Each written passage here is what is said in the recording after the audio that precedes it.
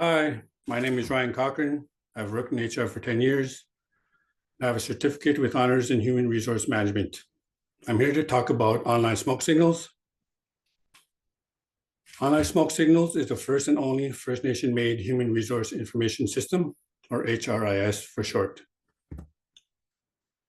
Trying to implement HRIS in First Nation organization is complicated in many ways.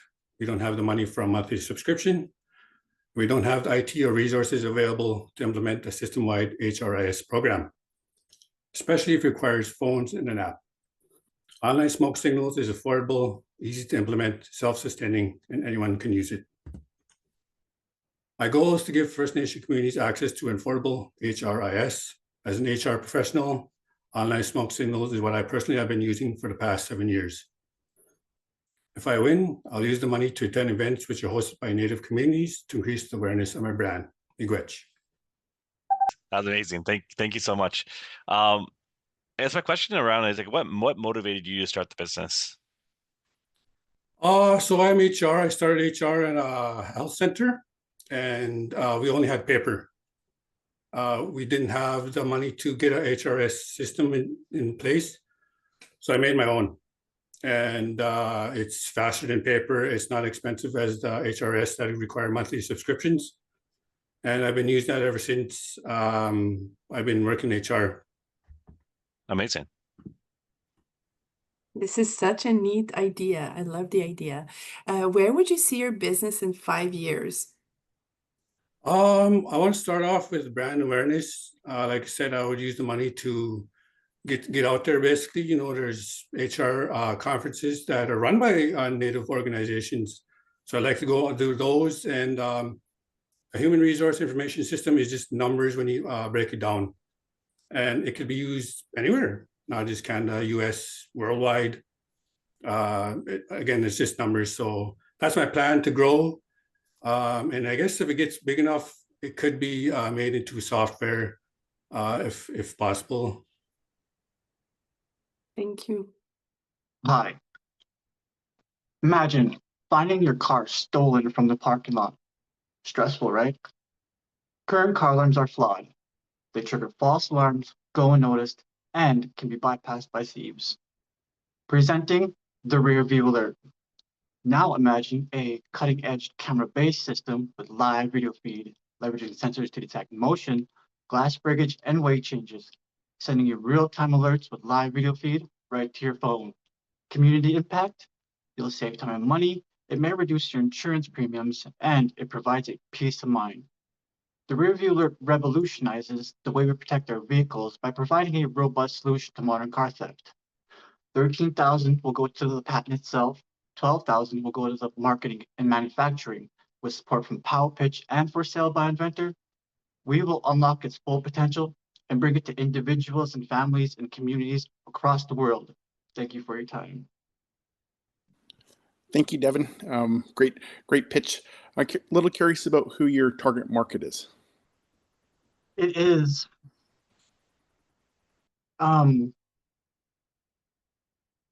people who are in communities where there's high theft rates, high vehicle break-in rates. Like Canada is one of the countries that have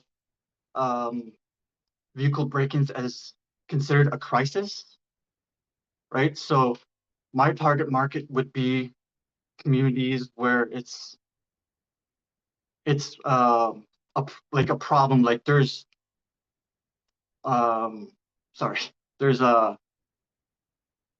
break-ins happening every 5 minutes.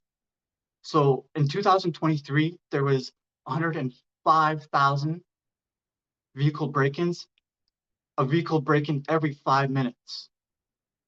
So and there was I think 1 point some billion that Canadian government has funded into vehicle security projects. And I'm just, I'm kind of sliding there with my idea. Thank you, Devon. Yeah. Thank you. Amazing pitch. I did just kind of want to build off of Chris's question. How are you currently doing any marketing, or are you planning to do any marketing around your product? My product, it's not patent yet, so I don't really have that aim just yet. Okay. As soon as I get the patents, then I will move forward in that direction. My name is Charlena. I'm from Norway House Cree Nation in northern Manitoba, and I now live in Brandon. I would like to tell you about my business idea. Brandon has a growing interest for beadwork, regalia making, and Indigenous crafts, as well as Indigenous food and feasts. To date, we have no Indigenous craft supply stores, and there's a definite need for this. My business will have a storefront where I can sell the craft supplies needed to create, and a kitchen to make the bannock I currently sell. I could also cater traditional feast food, which is requested often in the community. Bringing Indigenous presence to my community is something I value. I want to see more of this. I want to share my love of cooking and my knowledge of beading and Indigenous crafts here in the place I've call home for 23 years. Come and walk with me for cultural connections and taste the Indigenous foods that make us unique. Thank you so much for your time. I appreciate you being here today with me. My name. Great pitch, Charlena. I was just gonna ask to see, what's your biggest challenge that you're facing today? My biggest challenge today is to pulling it together, like the 25,000 will definitely help me to open prime location space in Brandon as a rental. And I look forward to eventually purchasing my own location. Thank you.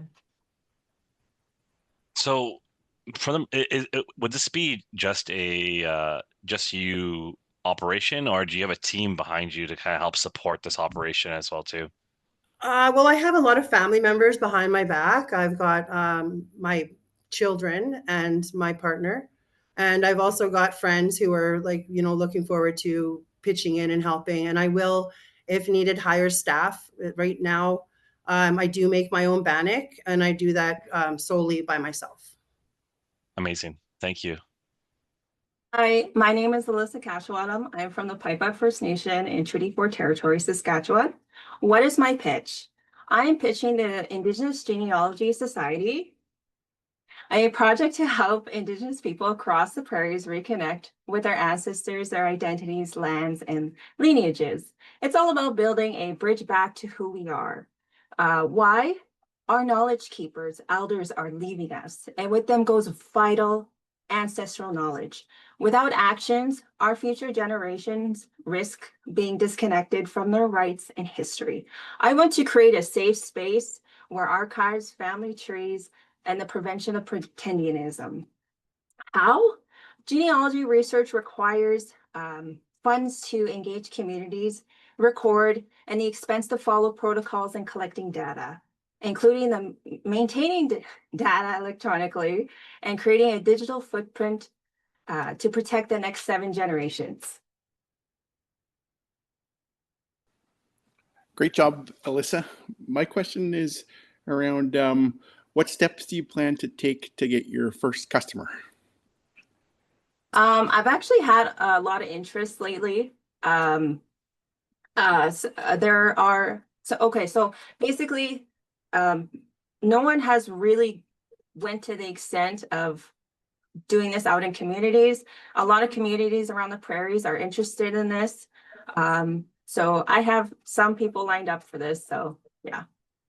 Thank you, Alyssa.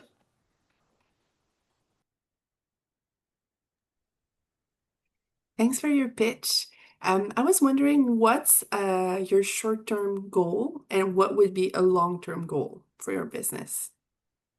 My short-term goal is to engage communities, consult knowledge keepers, map out, I guess you would say technical requirements such as drones, build like a cultural responsive plan, maybe build up a website. Long-term goal for me personally is that I want to actually go into a PhD program in the long term and do this as emphasis, but also I want to actually create a building here in the prairies where all genealogy could be in, and our people could come to and search for their ancestors. Very interesting. Thank you. Okay, Donna Stata, hello. My name is Hayley Turning Robe, and I am half Siksika Nation and half Tsuut'ina Nation in southern Alberta. My company, Imital Beds, is dedicated to assisting Indigenous communities in addressing the challenges posed by abandoned reserve dogs by creating and selling Indigenous designed dog beds. For every 5th dog bed sold, we contribute to a dog sanctuary on the reserve or support a family caring for an abandoned reserve dog. Our target market consists of dog lovers who wish to make a difference for abandoned reserve dogs in need of affection. We tackle the issue of abandoned reserve dogs head on. Research indicates that more people are opting for dog ownership over having children. I am the ideal person to lead this business because I have a deep passion for helping abandoned reserve dogs. Ever since I was a child visiting my grandparents in Siksika, I have always felt a genuine concern for reserve dogs. Currently, I am seeking financial assistance to cover the cost of materials needed to make my startup sales. Amazing pitch. Thank you and congratulations. Thank I you. just kind of wanted to know, kind of going forward, do you have an idea of how you're marketing or reaching out to community and how kind of you'll kind of put this into action? Yeah, I've got invited to some marketplaces. I have some friends I've reached out to who are really interested in buying the Indigenous dog bed, especially because it's for a good cause. But I think just having something different in their home is, yeah, it's welcomed to my friends and, so on. But yeah, I tried online sales. Didn't really hit anything, but yeah, and that's how I tend to reach out. Thank you. Thank you. I'll pass it over to Sherri for the next question. Haley, I share your passion and love it. Let me ask you this. Currently, do you have any mentors or anyone supporting you throughout your journey of creating this business? I do. I have met a friend. His name is Kelly. He's a business guy, and he's actually the one that gave me the idea to turn it into a business, because I was just donating it like out of my own money to this it was during the pandemic anyways, and I like making dog beds for the reserve dog. It was called Siksika Doggo Society. And during the pandemic, they were looking for dog food, and I had no dog food, but I said I have material and like memory foam. So yeah, it's just something that I have a passion for the reserve dogs. Yeah. Yeah, I'm Bernina Gray, Dene, and Namina, founder of Beso. Beso will be our own Indigenous built payment app designed for our people by our people. It will work without strong broadband using secure SMS transactions and will integrate blockchain to protect Indigenous artists and intellectual property. My motivation comes from seeing artisans, vendors, and small business owners lose income and rights to their creations while relying on systems that have historically exploited us. With Beso, we will keep wealth and ownership in our hands, make it possible for creators from Canada to Mexico to transact directly with each other, and give non-Indigenous customers the ability to buy real work from real people. We will execute through trust-first community partnerships, piloting at markets and fairs, and building features based on real feedback from Indigenous users. The positive impact: protected art, thriving businesses, and a connecting network. That was great. A very relevant topic for me, most definitely from my industry as well too. I guess question that I always hear around, this kind of like technology at least. How do you work with, the community to build trust around how the whole ecosystem works and create that kind of understanding of how it all works?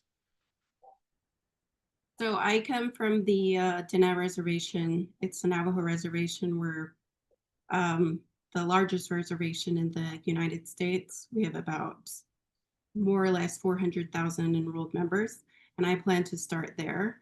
And I do have connections and ties to my community.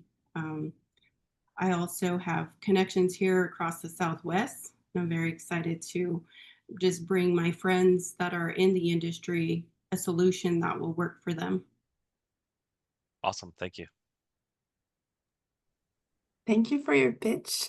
I was wondering, if you win Powwow Pitch, what will you use the money for? So let's say I win $10,000. I would allocate $10,000 towards an MVP development. That's a minimal viable product. And I would use $5,000 for legal compliance work for banking regulations. And then another $5,000 for community onboarding and $5,000 for IP integration. Thank you. Dansa, hello, my name is Latiya Northwest, and I'm the founder of Indigenous Copywriting, a new female-owned Indigenous business dedicated to creating culturally respectful and authentic messaging. My mission is to help companies, especially those in tourism, consulting, entertainment, and energy, connect meaningfully with Indigenous audiences and stand out. There is a growing demand for Indigenous representation in marketing, and my business is here to meet that need. In 2023, Forbes released an article highlighting the increasing demand for diversity within business structures to reflect a diverse society.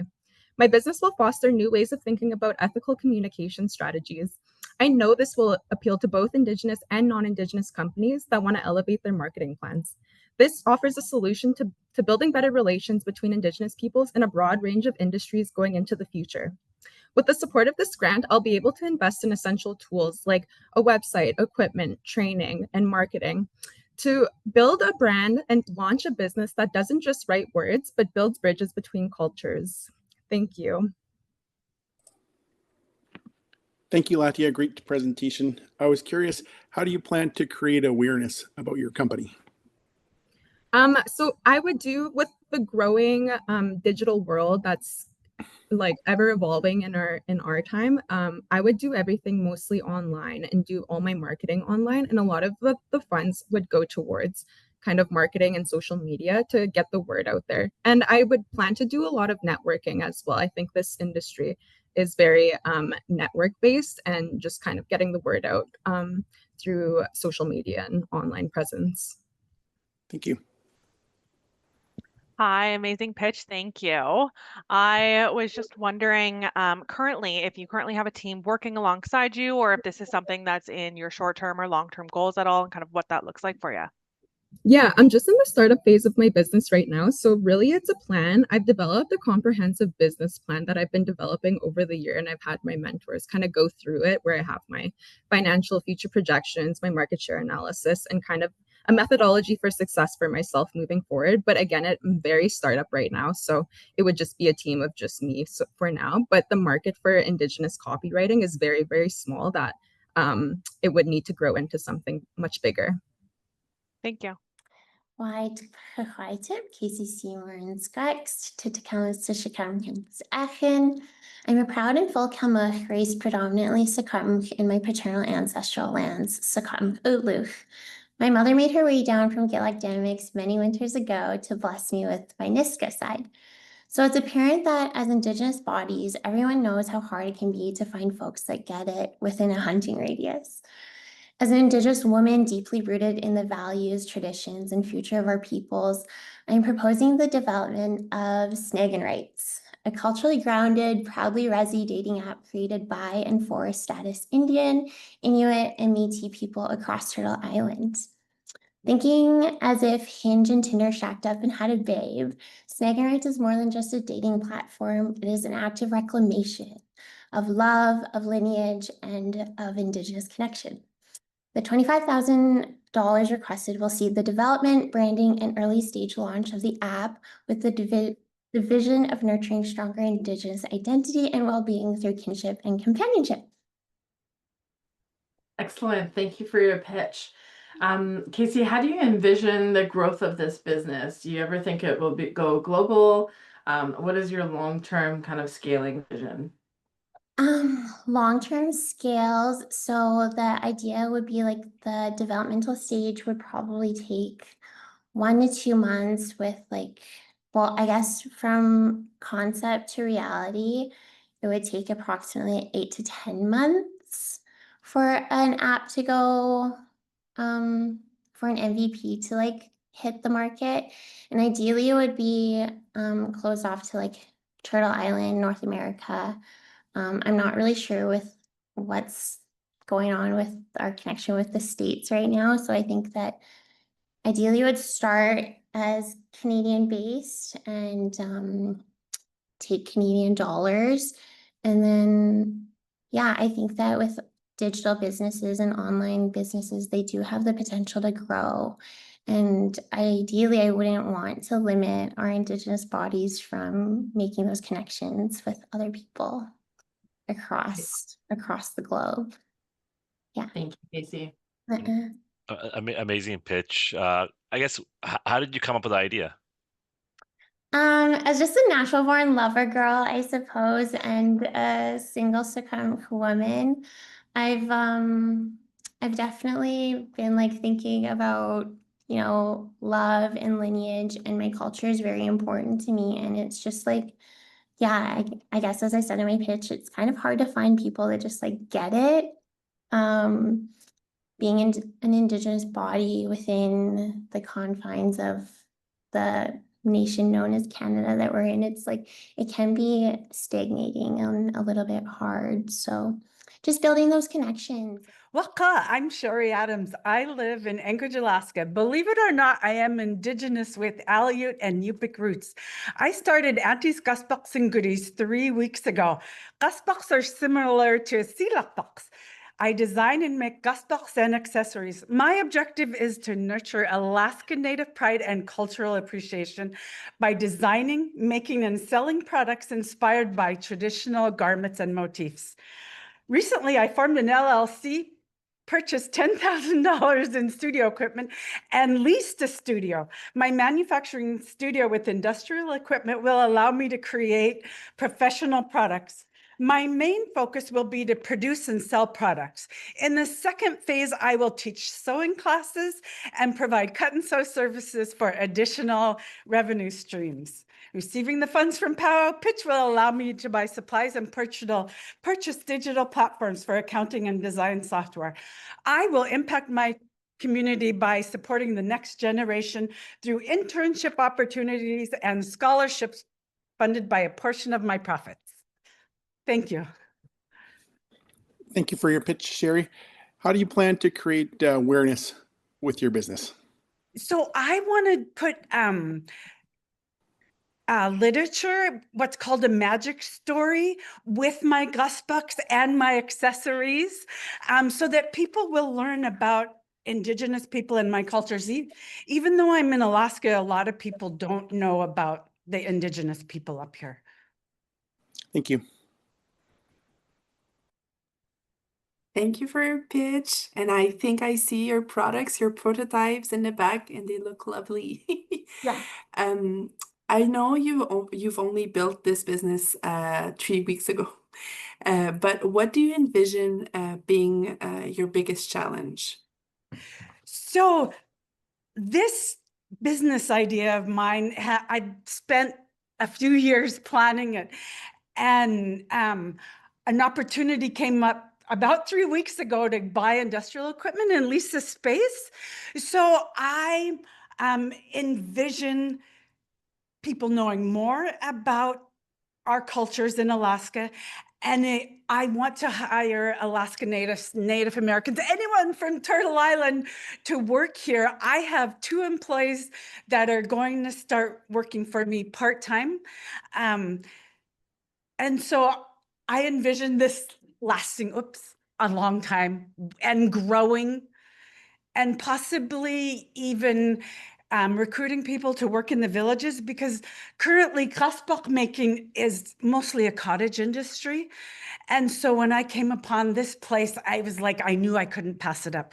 I have a 25-page business plan, and I was going to start out of my home, but this opportunity came up and I'm like, I can't not do it. Thank you, judges, for joining me for something historic, the creation of the first Indigenous collector dolls. You may know brands like Labubu or Sunny Angel, billion-dollar collectible brands. Now imagine a brand just as impactful, but rooted in our stories and our communities. Tanse, Shyanne Yellowbird, and Sigatsun. Hello, my name is Shyanne Yellowbird. I'm from the Sampson Cree Nation in Pigeon Lake, Alberta, Mimisagaigan, also known as the land of the little people. My company, Mimi Nisak, Cree for Little People, will create plushies representing Indigenous narratives, celebrating who we are and teaching the next generation. The collector toy market is projected to hit 40 billion in 9 years. These toys have already added 1.6 billion to China's economy. I also have 1 million TikTok views, so people are watching and they're ready. Power Pitch's investment will bring Mimi Nisak to life, where 13,000 will fund my first 3,000 dolls. I already have a manufacturer on Turtle Island, and the rest will support packaging, legal copyrights, and an influencer campaign. I can make each doll for $3 and sell it for $27. This is a billion-dollar trend where Indigenous voices are missing. Mimi Nisak can change that. I can change that. Amazing pitch. Thank you. Love the idea that your startup focuses on. Did want to kind of pick your brain to see kind of what motivated you to kind of start your business. What does that look like for you, kind of, and how you're translating that into your business? Yeah, so what motivated me is I also am a content creator on the side. So on TikTok, I built a community of 20,000 followers and went viral for talking about Labubus and Sunny Angels and made $3,000 off of the TikTok shop for doing that. So in my community is very Indigenous focused, and I feel like the joy that this brings. At one point, my reservation had the highest suicide rate. So I know that, there's kind of like this depression and like sadness in Indigenous communities sometimes. And I feel like this could be an opportunity to bring joy to the community and also just bring it to the mainstream and have us go viral in representation. Mm-hmm. Yeah, perfect. Thank you. Mm-hmm. Thank you, Shyanne. This is great. Such a great idea that you have. How would you, if you won, how would you prioritize spending the dollars? Yeah, so right now, it took me like 6 months to find a manufacturer, and I finally found it. So 13,000 is going to go to making the first 3,000 dolls with production, and they already have the quote waiting for me. I'm just waiting for the money to give to them so I can start manufacturing that. And I'm currently based in Seattle as well. So this manufacturer will work across North America and Turtle Island, Canada, and the States, which is perfect for also my community. And so I'll go to funding the dolls, and the rest will go to an influencer campaign, which I already have the network of for my Indigenous content creation, and then packaging and just securing legal copyrights, which I already secured the trademark. That's one thing I did invest in, but just also the copyright stuff. Excellent. Thank you. Hi, my name is Blair Thompson-Roulette from Santa Fe First Nation and sole proprietor of Anishinaabe Home Inspections. In my experience, it is very possible you know someone who has encountered issues in their homes. For years, far too many homes in First Nation communities are plagued by undetected safety and health issues I have experienced firsthand. Here at Anishinaabe Home Inspections, my goal is to bridge that gap between standard housing conditions and the quality of First Nation homes by providing thorough, unbiased, professional inspection reports that promote safety, knowledge, and trust. While my business model is in a startup stage, a small test market of 4 First Nation communities has shown that the opportunity for growth and community impact is at an all-time high. My vision for this business goes beyond the goal of ensuring safe and reliable homes. The potential for a journeyman apprenticeship program is not out of reach. Having a program of such will create employment and self-reliance amongst First Nation communities. Good presentation, Blair. What would you do with the $25,000 if you were to win Powwow Pitch? The grand prize of $25,000 would actually cover all of my startup costs, from the tools I need and equipment to my insurances and the software that I would need for my inspection reports. Some of the tools that would be needed is like thermal imaging camera, moisture detectors. Some situations you'd even have drones for hard to reach areas. That amount would leave me in about $2,000 to $3,000 to fuel growth. Thank you, Blair. Thanks. Thank you for your pitch. And I was wondering, what was your background and what motivated you to start the business? Well, my background is I've done landscaping work and renovation and builds on reserve.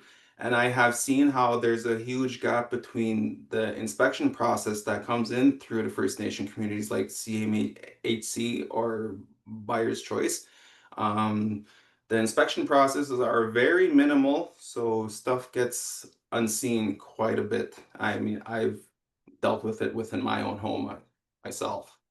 So that's kind of what inspired me to try and bridge that gap. Thank you.